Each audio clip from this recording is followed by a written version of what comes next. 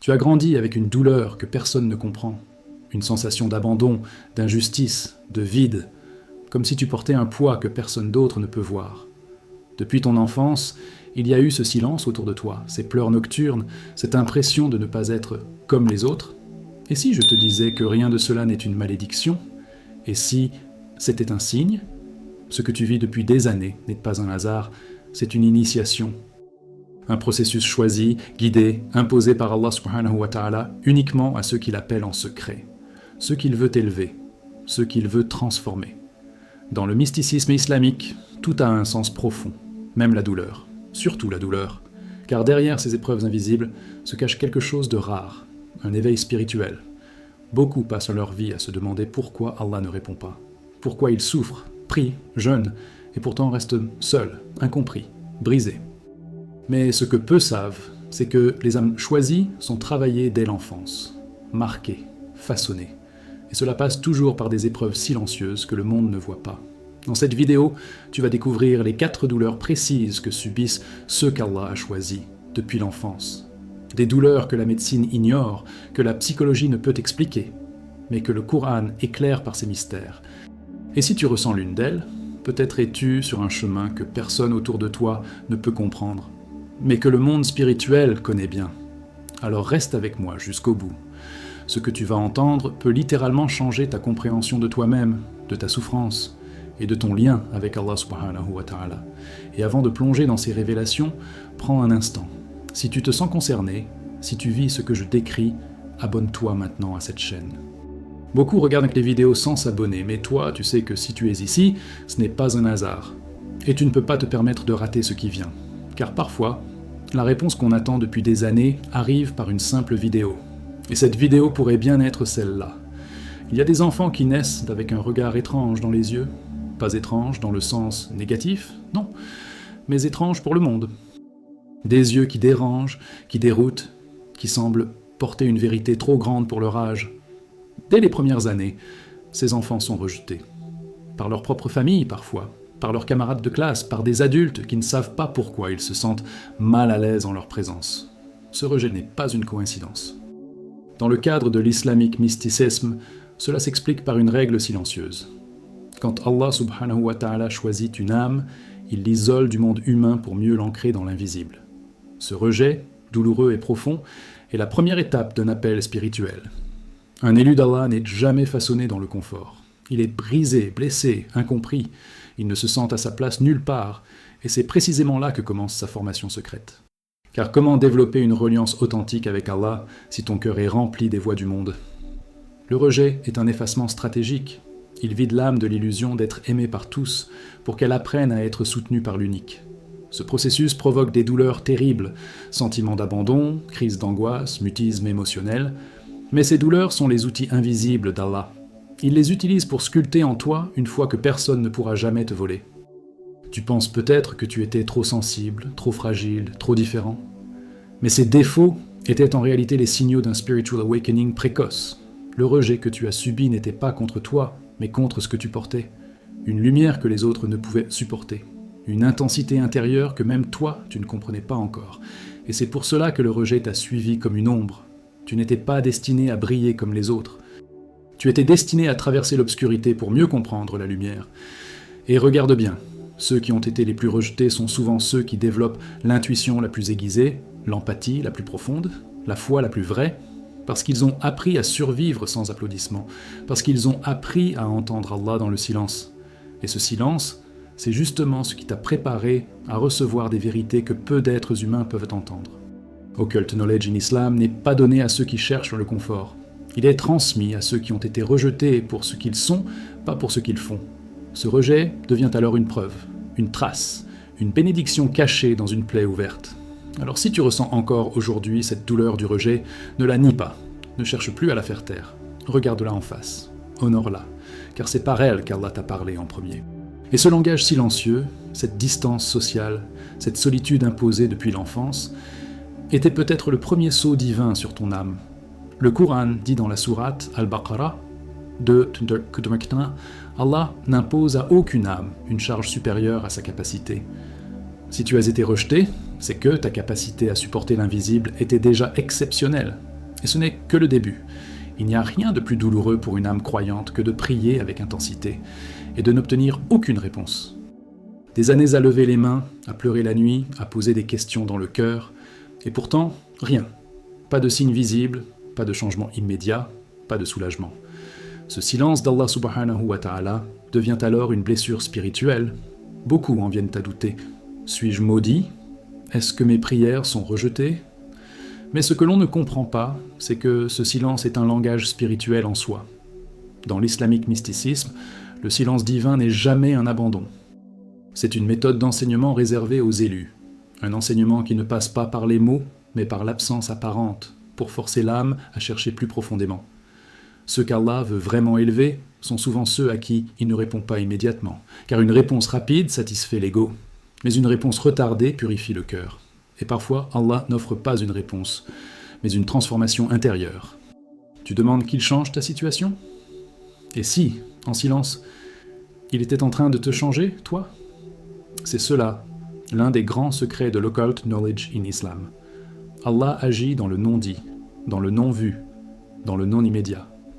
Ce silence est une école où tu apprends à marcher dans la foi, sans voir, sans entendre, mais en ressentant.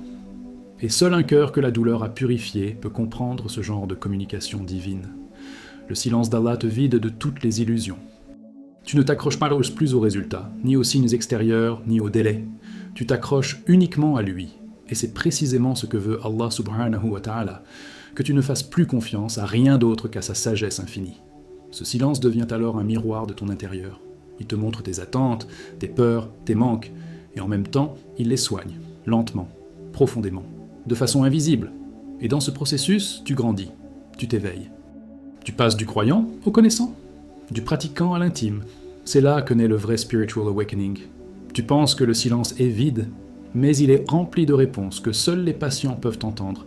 Rappelle-toi de Moussa alayhi salam. Allah ne lui a pas parlé dans un palais, ni en pleine gloire. Il lui a parlé dans la solitude d'une montagne, dans un désert, au cœur d'un silence absolu. Et peut-être qu'en ce moment, ton désert est en train de devenir ce mont Sinaï invisible. Ce silence que tu vis est peut-être le lieu même où Allah prépare ta mission. Et cela, tu ne le comprendras pas par l'intellect, mais par la persévérance. Car celui qui reste fidèle malgré le silence devient capable d'entendre ce que personne n'entend. Alors ne te décourage pas, ne quitte pas la prière, ne pense pas qu'il t'a oublié, car parfois Allah se tait, parce qu'il est en train de te former pour une révélation trop grande pour ce moment présent. Ce silence est la preuve que tu es dans son plan. Il ne répond pas parce qu'il t'a déjà entendu et qu'il agit au-delà de ce que tu peux imaginer. Le Coran nous dit dans la sourate Al-Anfal 8, 24 « Répondez à Allah et à son messager lorsqu'ils vous appellent à ce qui vous donne la vie. » Et si ce silence était justement ce rappel à la vie, une vie plus spirituelle, plus réelle, plus choisie, si tu entends ce silence, alors tu es déjà en chemin. Il y a une douleur dont personne ne parle ouvertement dans les cercles religieux, la lutte contre la luxure. Chez certains croyants, cette lutte est plus intense, plus persistante, presque anormale, comme si une force invisible tentait constamment de les faire tomber, les détourner, les salir. Ce n'est pas un hasard. Dans le cadre de l'islamique mysticisme, plus une âme porte de lumière, plus elle attire les ténèbres. Et l'une des armes les plus puissantes du shaitan contre les élus, c'est la luxure. Depuis l'adolescence, ces âmes ressentent des pulsions qu'elles ne comprennent pas. Elles culpabilisent, pleurent, jeûnent, mais retombent. Pas parce qu'elles sont faibles, mais parce qu'elles sont ciblées, intentionnellement, stratégiquement. Les élus d'Allah subhanahu wa ta'ala ne sont pas choisis pour leur pureté initiale, mais pour leur capacité à transformer leurs blessures en force spirituelle. La luxure devient alors une épreuve, un feu intérieur que l'âme doit apprendre à maîtriser, à canaliser, à comprendre. Ce n'est pas en fuyant ce feu qu'on devient fort, c'est en le traversant avec foi.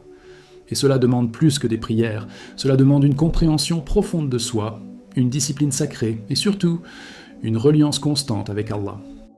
Le Coran dit dans la sourate An-Nur 24, 30, 31 que les croyants doivent baisser le regard, non pas pour éviter l'autre, mais pour préserver leur propre lumière, car ce regard peut tout détruire s'il n'est pas guidé.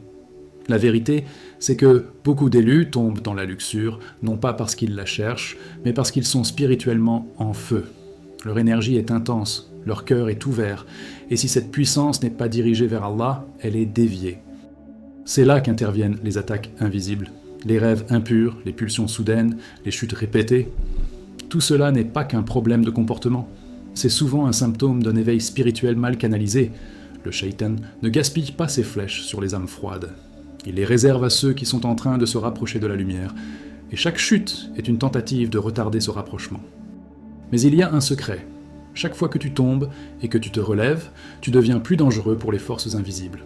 Tu apprends, tu comprends, tu purifies ton intention. Et un jour, tu ne tombes plus parce que tu es parfait. Tu ne tombes plus parce que tu as compris qui tu es. Tu es une âme marquée, une âme appelée. Et la luxure que tu combats depuis des années est peut-être la preuve que tu es sur un chemin que d'autres n'ont jamais foulé.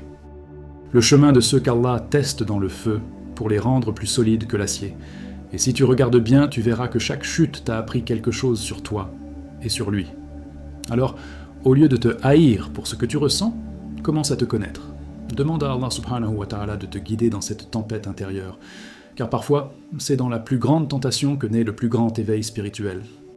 L'occulted knowledge in Islam nous apprend que certaines âmes reçoivent plus de désirs, non pas pour les punir, mais pour les forger. Et si Allah t'a laissé dans ce combat, c'est parce qu'il t'a vu capable d'en sortir vainqueur. Le vrai croyant n'est pas celui qui ne tombe jamais, mais celui qui, à chaque chute, se relève avec plus de lumière que la fois précédente. Pourquoi certains croyants sincères, pieux, constants dans leurs prières, vivent-ils une pauvreté presque chronique ?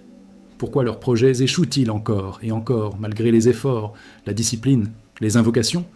Et pourquoi ont-ils l'impression que la vie les retient en arrière, comme si quelque chose les empêchait d'avancer ? Ces blocages sont parmi les douleurs les plus silencieuses. Ils minent la confiance, brisent l'estime de soi, créent un sentiment de malédiction. Mais dans le cadre du islamique mysticisme, cela peut être une forme de protection divine déguisée. Oui, tu as bien lu. Allah subhanahu wa ta'ala retire parfois non pas pour punir, mais pour préserver.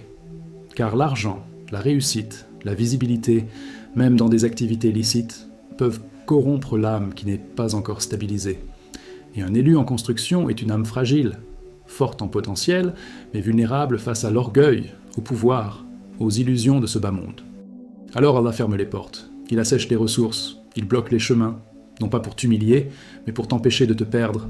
Le Coran dit dans la sourate Ash-Shura 42-27, « Et si Allah attribuait la subsistance avec largesse à tous ses serviteurs, il se rebellerait certainement sur la terre. » Ce verset est un miroir, une clé, un rappel.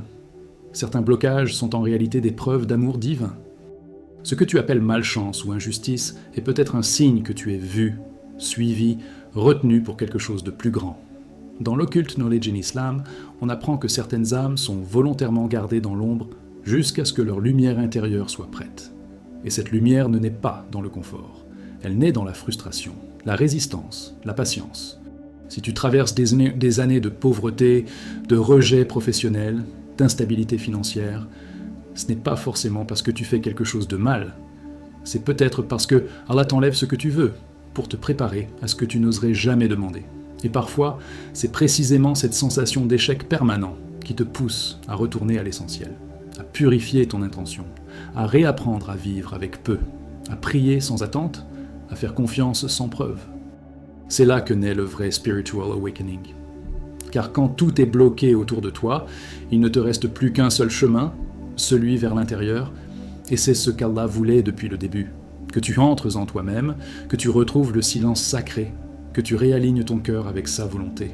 Et alors, parfois sans prévenir, les choses se débloquent. Mais pas avant que ton âme ait été transformée. Alors, si tu vis ces blocages, ne les combats pas avec colère. Ne les appelle plus malédictions. Regarde-les comme un programme, un travail caché, un code divin. Les Quranic Mysteries sont remplis de récits où Allah a ralenti ses prophètes, ses serviteurs, pour mieux les lancer ensuite. Et toi ? Peut-être es-tu à l'arrêt aujourd'hui ? Pour être envoyé demain vers une mission que seuls les élus pourront comprendre, la pauvreté n'est pas toujours une absence de richesse, c'est parfois la présence d'une protection que seul le monde invisible connaît. Si tu t'es reconnu dans ne serait-ce qu'une seule de ces douleurs, alors ne doute plus. Tu n'es pas maudit, tu n'es pas abandonné. Tu es peut-être en train de vivre ce que peu de gens comprennent, une élection spirituelle cachée. Mais la vraie question maintenant, c'est: vas-tu continuer à vivre ces douleurs en silence, ou vas-tu enfin les utiliser comme un chemin vers Allah ? Dis-moi dans les commentaires Laquelle de ces 4 douleurs te parle le plus? Ton rejet, le silence d'Allah, la lutte intérieure, ou ce sentiment d'être bloqué? Raconte-moi. Je lis chaque message et je répondrai à ceux qui cherchent la lumière avec sincérité. Et si cette vidéo t'a aidé à mieux comprendre ton parcours spirituel, abonne-toi dès maintenant à la chaîne Les Voix de la Lumière. Active les notifications, car ce n'est que le début. D'autres vérités t'attendent, et certaines peuvent transformer ta relation avec Allah à jamais. Regarde aussi la vidéo qui s'affiche à l'écran maintenant. Elle contient une révélation encore plus profonde sur les signes invisibles que reçoivent les âmes élues. Tu ne veux pas passer à côté. Je suis avec toi dans ce chemin. À très bientôt, ici sur les Voix de la Lumière.